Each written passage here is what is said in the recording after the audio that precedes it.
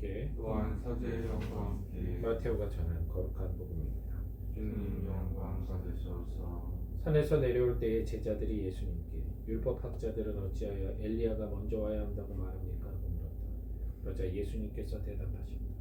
과연 엘리야가 와서 모든 것을 바로잡을 것이다. 내가 너희에게 말한다. 엘리야는 이미 왔지만 사람들은 그를 알아보지 못하고 제멋대로 다루었다. 그처럼 사람의 아들도 그들에게 고난을 받을 것이다. 그제야 제자들은 그것이 세례자 요한을 두고 하신 말씀인 줄을 깨달았다. 주님의 말씀입니다. 그리스도님 참여합니다. 평화를 빕니다.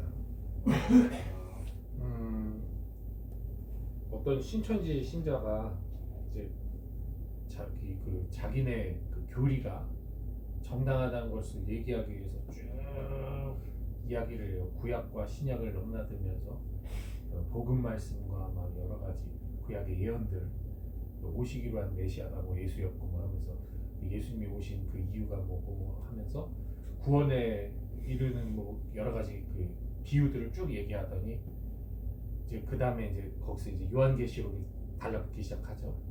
그러니까 근데 이걸 얘기를 끝까지 듣다 보면 결론이 그거예요.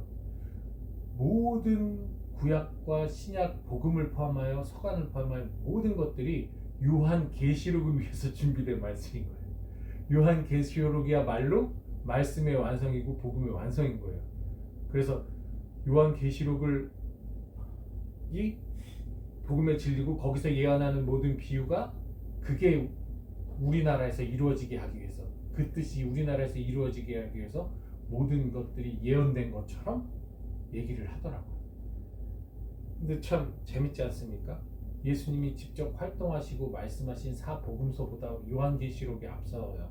요한계시록이 그 복음마저 완성하는 거예요. 예수님의 말씀한 모호하고 한 말씀을 다 요한계시록이 완성하는 거예요. 뭐 정말 막 다 깨어 맞췄어요. 얼마나 연구를 많이 했겠습니까? 신천지 안에 똑똑한 사람들도 여러 명 있고 공부한 사람들도 있고 신학 공부한 사람들도 있을 텐데 그들이 그걸 얼마나 깨어 맞춰서 그걸 설명을 했겠어요.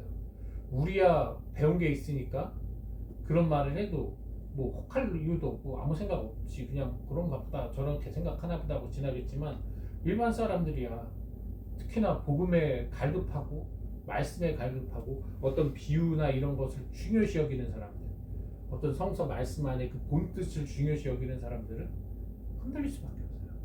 흔들릴 수밖에 없어요. 그래서 개신교 신자들이 그렇게 신천지에 대해서 엄청나게 반응하고 그것을 가로막으려고 하는 거죠. 왜? 거기도 말씀으로 신앙생활을 하는 사람들이잖아요. 다른 게 없잖아요. 말씀이 무너지면 끝나요. 말씀과 말씀의 대결인 거예요. 거기. 근데 가톨릭은 사실 그 말씀 때문에 넘어가는 경우가 별로 없다고 합니다. 가톨릭 신자들이 말씀 때문에 넘어가는 게 아니라 말 그대로 사제가 비워서 그냥 신자들 사이에서 어떤 그런 게 있어서 혹은 그냥 나의 어떤 개인적인 어떤 신신과 미신적인 사고 안에서 천주교에서 기도해봤는데 안 되는데 왠지 신천지에서 기도하니까 되거나 아니면 천주교 성당에서는 신자들하고 별로 관계도 없고 혼자 외로웠는데 신천지 신도들하고는 막 서로 나누는 그 기쁨이 있어서 그래서 넘어가는 거예요. 말씀 때문에 넘어가는 경우가 별로 없습니다. 왜 그런 일이 벌어지냐? 바로 성체 때문이에요. 말씀을 확증해주는 성체와 성혈의 이 최후의 만찬의 신비가 가톨릭에는 유산으로 남아있었기 때문에 예수님께서 직접 말씀하시고 뭐 어떤 비유고 뭐고 그 비유고 뭐고 얘기할 필요도 없어요. 예수님이 이게 내 몸이고 내 피라고 당신이 직접 말했어요. 내 몸인 듯이 생각하여라, 내 피인 듯이 생각하여라가 아니었어요. 내 몸이다, 내 피다라고 명확하게 말씀하시고 이걸 기념하여 끝까지 행하라고 말씀을 하셨기 때문에 그것을 지키고 살아가는 우리들, 당신의 몸으로 믿고 피로 믿으면서 그분의 순환과 죽음과 부활을 매일 묵상할 수 있는 이 영적 유산이 있기 때문에 사실 이것만 믿고 있다면 어떠한 감언이설에도 넘어가지 않는 우리는 가톨릭의 그 위대한 신심이 있는 거예요. 그래서 사실 신천지로 넘어가는 사람들은 신앙이 있어서 넘어간다고 생각하지 않습니다. 믿음 때문에 넘어간다고 생각하지 않아요. 그거는 진짜 가톨릭 신자들은 인간적인 이유로 넘어가는 거지. 그래서 오늘 이 제자들이 예수님한테 율법학자들은 어찌하여 엘리야가 먼저 와야 한다고 말씀하십니까? 라고 해석이죠. 이 예언에 대한 구약 예언에 대한 해석을 요구했습니다. 예수님이 모두 바로잡을 것이라고 말하면서 예수님은 이제 그 예언은 이미 이루어졌다라는 얘기를 하고 계세요. 즉 예수님이야말로 모든 계시의 끝이고 모든 예언의 완성입니다. 그 이후에 어떤 것도 어떠한 말씀도 어떠한 것도 그것은 사족에 불과하지. 그것이 더욱더 예수님의 말씀을 넘어서는 위대한 진리가 될 수 없습니다. 그렇기 때문에 우리가 정말 이 근본적이고 분명한 사실을 품고 신자들에게 이야기를 해주지 않으면 신자들은 언제부터 그 존재가 아닌 어떤 말, 비유, 어떤 상황으로 해석을 해서 멋대로 해석해서 오류를 범하고 이단으로 넘어갈 수도 있다는 사실.